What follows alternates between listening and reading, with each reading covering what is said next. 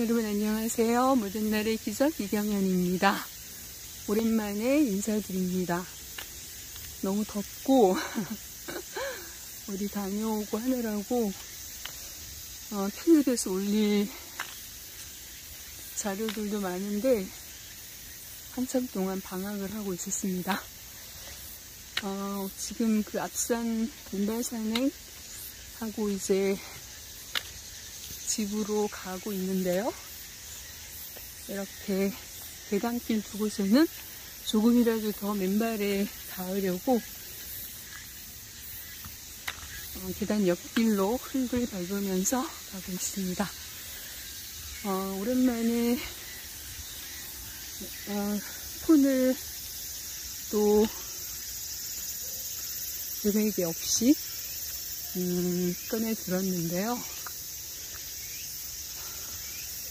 맨발산행 하면서 지금 옥수수의 습격이라는 영상을 보게 됐습니다.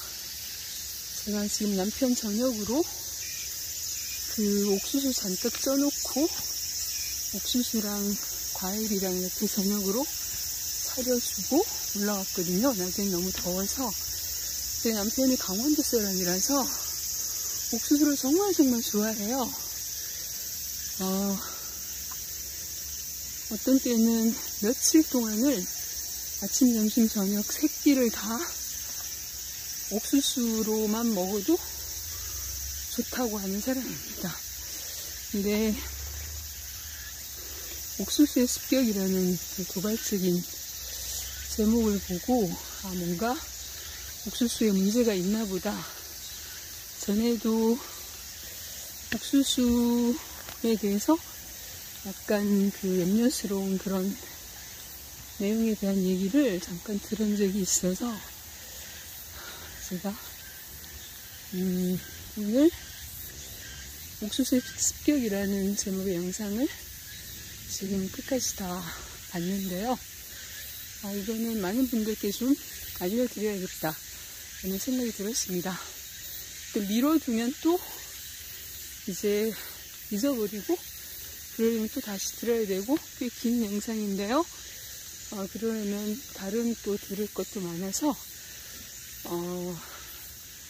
또 미뤄지게 되더라고요. 그래서 그냥 부족한 대로 지금 몇 가지 생각나는 포인트만 집어서 전해드립니다. 원래 영상을 링크를 댓글란에 걸어서 옮겨 놓을 테니까 건강에 관심 있으신 분들, 평생의 건강, 그리고 가족들의 건강, 본인의 건강을 지키고 싶은 마음 다들 있으시죠? 저는 꼭 들어보시라고 강추합니다. 왜 시중에 있는 계란, 닭고기, 돼지고기, 소고기를 계속 먹으면 우리 몸이 건강을 잃을 수밖에 없는지 여러분 지금 말씀드린 그런 육류 종류 좋아들 하시죠? 저는 다행히 육류를 별로 좋아하지 않아서 농담 삼아 나는 남의 살 씹는 거 너무 싫다 이런 농담도 하는데 실제로 그래요. 그래서 거의 안 먹거든요. 근데 이제 식구들은 또 좋아하니까 걱정이 되죠. 그래서 또 남편도 저도 옥수수는 참 좋아해서 여름에는 자주 먹는 편인데 이 옥수수를 먹으면요 어떤 문제가 있냐면 이 옥수수에 오메가6가 굉장히 많다고 해요. 근데 우리 몸은 오메가6랑 오메가3의 그 비율이 4:1 정도 비율이면은 건강한 상태를 유지할 수 있는 조건이 된다고 한 것 같아요. 제가 지금 기억이 정확한지 모르겠는데 맞을 것 같습니다. 한번 들어보세요. 그런데 이 옥수수에는 오메가3는 거의 없대요. 그러니까 균형이 엄청 깨지겠죠. 그런데 지금 말씀드린 닭, 돼지, 소고기 같은 계란 같은 시중에 유통되고 있는 그 육류들하고 옥수수하고 무슨 관계냐면요. 제가 지혜와 성실님 그 유튜브 채널에서 그분이 어떤 책을 읽고 리뷰해 주시면서 그 내용 전하시는 걸 듣고 굉장히 충격이었는데, 아가누 분들이, 시중에 있는 유통되고 있는 육류 종류를 먹으면 안 되는 이유를 설명하시면서, 이제 그 시중에 유통되고 있는 대부분의 육류들이, 그 동물들이 사료로, 옥수수 사료를 거의 대부분 먹게 된다고 합니다. 미국이라는 엄청나게 넓은 땅에 저도 2번 가봤는데 진짜 달리면서 보면 끝도 없이 넓거든요. 그렇게 넓은 땅에 옥수수를 심어놓고 몇 시간을 차로 달려도 끝이 안 나는 그런 곳에 심어놓고 그 수확을 어떻게 할까요? 사람 손으로 할 수 없겠죠. 그래서 헬리콥터 같은 거를 이용해서 씨도 뿌리고 농약 살포도 하고, 제일 제가 충격받았던 내용은 고엽제에 해당하는 그런 약품을 이렇게 공중에서 뿌려서 이제 수확을 한다고 합니다. 그거 옥수수를 하나하나 벨 수가 없잖아요. 그 고엽제를 뿌리면 이게 폭삭 사그러진다고 해요. 그러면 이제 기계를 이용해서 또 절단을 해서 그 자리에서 바로 사료로 만드는 작업을 한다고 하는데요. 그렇게 작업이 이루어질 수밖에 없겠죠. 너무나 대규모의 농법이기 때문에 그렇게 만들어진 사료들이 이제 수입이 돼서 지금 말씀드린 그런 육류들, 동물들의 사료로 거의 다 쓰인다고 하는데요. 여러분 주변에서 풀 먹인 동물들 거의 못 보시잖아요. 저 어렸을 때는 아버지하고 겨울에 이렇게 작두라고 하죠. 거기다가 이렇게 벼 말린 풀을 아버지가 이렇게 작두 안에 슥 집어넣으시면 저는 발로 콱 이렇게 쾅 밟아서 이렇게 써는 그런 작업을 아버지하고 저랑 많이 했거든요. 그렇게 소죽을 끓여서 먹인 그런 먹이를 먹고 자란 소, 돼지, 닭들은, 그리고 닭도 많이 키웠는데 그냥 집에서 마당에 풀어놓고 곡식 이렇게 먹여서 좁쌀인가 이런 것들 뿌려서 먹여서 키웠거든요. 그렇게 키워진 동물들은 아무 문제가 없죠. 그런데 요즘은 그렇게 키우는 데가 거의 없잖아요. 그래서 저는 한살림에 보면 안심 대안 사료를 먹인 우리 보리 살림 돼지랑 계란, 안심 대안 사료를 먹인 계란이 있어요. 그래서 그런 것들을 이제 사서 먹고 식구들한테도 가능하면 그것들을 먹이려고 하는데요. 조금 낫겠죠. 훨씬 낫겠죠.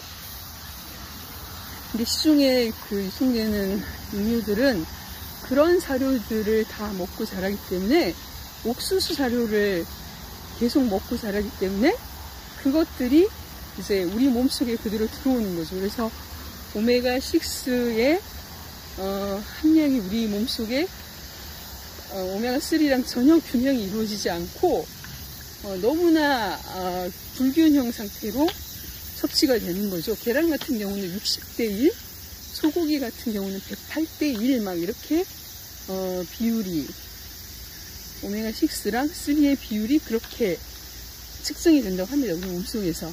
아니 계란이랑 소고기를 연구 결과에 의하면 그런 함량 비교가 그렇게 차이가 난다고 하는데요. 그렇게 섭취를 했을 때 우리 몸에서 어떤 현상들이 일어나냐면요. 의학적인 정확한 기전 메커니즘 같은 거는요. 정확한 설명들을 영상에서 하고 있으니까 꼭 들어보시고요. 제 지금 기억에는 세 가지가 기억이 남는데요. 일단은 심장병이 올 수가 있다고 합니다. 그렇게 됐을 때 그 신진대사가 원활하게 일어나지를 않아서 정체가 일어난대요. 배출이 되지 않고 쌓이고, 그래서 비만이 일어난다고 합니다. 그리고 세 번째는 염증 수치가 높아진다고 합니다. 그 노폐물들이 나가지 않고 쌓여 있으니까 당연히 비만도 일어나지만 어떻게 될까요? 당연히 뭔가 고름고, 우리 물도 흐르지 않고 고여 있으면 썩고 그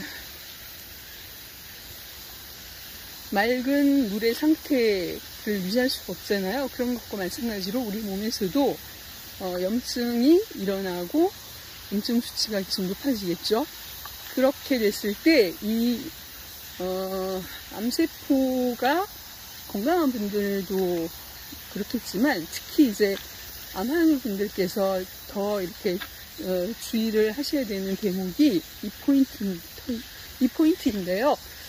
그 암세포들이 좋아하는 조건이요. 저체온, 저산소,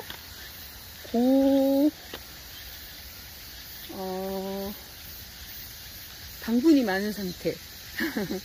갑자기 단어가 생각이 안 나는데요. 단 거 먹지 말라고 하잖아요. 단 거, 설탕, 단성분이 암세포의 먹이라고 하잖아요. 그래서 그 세 가지 조건에 또 한 가지가 더해지는 게 뭐냐면, 염증이 지속될 때, 만성 염증이 지속될 때, 암세포가 아주 좋아하는 조건이라고 합니다. 그래서, 이렇게 옥수수를 통해서 또 시중에 유통되는 이런 육류들, 계란을 먹었을 때 이런 오메가6 含량이 우리 몸속에 너무너무 높아지기 때문에, 오메가3 그 보조제를 꼭 같이 섭취를 해야지 이 균형을 맞출 수 있다고 해요. 그래서 정말 다행히도 오메가3라는 그 건강 보조식품이 있잖아요. 그것을 섭취해서 계속 같이 먹어주면, 이 비율을 맞춰주면 이런 문제들이 어느 정도는 해결이 된다고 하니까요. 저도 오메가3를 그동안 먹지는 않았는데요. 뭐 어떤 유튜브에서 암환우 분들이 오메가3를 먹어야 하는 이유, 이런 그 알고리즘이 데려다 주는 그런 영상의 제목을 보기는 했는데 제가 들어보지는 못했어요. 그래서 그 영상도 한번 찾아서 들어봐야겠다는 생각이 드는데요. 여러분, 또 한 가지, 시중에 그런 육류들을 드실 때 오메가6를 조금 덜 섭취할 수 있는 방법이요. 뜨거운 물에, 이렇게 끓여서, 그 육류들이 기름기를 빼주면 오메가6의 그 성분들을 빼줄 수 있다고 합니다. 그러니까 수육 형태로 저는 모든 육류들을 요리하기 전에 뜨거운 물에 팔팔 끓여서 여러 번 헹궈줍니다. 그래서 기름기와 불순물들을 다 빼주고 요리를 하는데요. 그런 작업을 꼭 하고 그 다음에 그 수육 형태로 드시는 게 안전한 조리법이 될 거란 생각이 듭니다. 계란도요. 한살림의 안심계란 사료를 먹인 그런 닭이 낳은 계란이 아까 제가 장보고 왔는데 열알에 5,300 얼마인가 그랬던 것 같아요. 그렇게 아주 많이 비싸진 않잖아요. 그러니까 조금만 더 투자를 하셔서 조금 안전한 그런 식자재를 구해서 가족들을 위해서 요리를 해서 먹게 하는 게 참 중요하겠다는 생각이 들었습니다. 여러분, 잘 아셨죠? 마지막으로 정리를 다시 한번 드리면요. 그러니까 오메가6랑 오메가3의 그 비율이 우리 몸 안에서 4대1 정도일 때가 건강한 상태를 유지할 수 있는 조건이 되는데, 옥수수나 옥수수 사료를 먹인 시중에 있는 대부분의 동물들, 육류, 닭, 돼지, 소, 고기, 그리고 계란, 그래는 그런 그 동물들은 대부분 그 옥수수 사료를 먹여서 키운 상태이기 때문에 이 동물들을 육류 상태로 우리가 취했을 때 우리 몸속에 오메가6 함량이 너무 높아지고, 그렇게 했을 때 나타나는 세 가지 현상이 심장병이 일어날 수 있고, 비만을 초래하고, 그 다음에 비만과 함께 따라올 수밖에 없는 염증이 계속 우리 몸속에서 지속되는 만성염증 상태로 가겠죠. 계속 취하게 되면. 그래서 옥수수를 저희 남편처럼 며칠을 계속해서 먹게 한다든지 시중에 있는 그런 육류들을 계속 자주 먹게 되면 이런 현상들이 나타날 수 있기 때문에요. 여러분, 저희 아이들도 해당될 수 있는데, 다이어트를 아무리 해도 살이 잘 안 빠지죠. 그런데 이런 음식들을 계속 먹으면서 다이어트를 하니까 그게 잘 안 되는 이유가 분명히 된다는 사실을 오늘 알았습니다.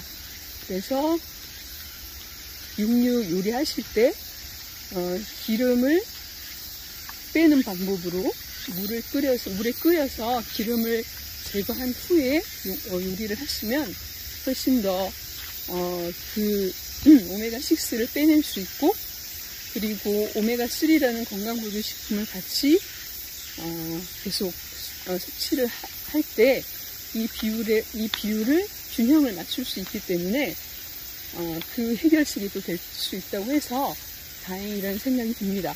당장 오메가6 주문해서 먹어야겠어요. 가족들에게 먹이고요. 여러분, 제가 링크 걸어놓을 테니까요. 그 본래 영상을 꼭 시간 내서 한번 들어보시기 바랍니다. 매미 우는 소리 들리시죠? 급하게 그 얘기를 시작하게 됐는데요. 음성하지만 여러분 건강을 지켜가시는데 도움이 되실 것 같아서 음성하지만 전해드립니다. 여러분 오늘도 함께 해주셔서 감사합니다.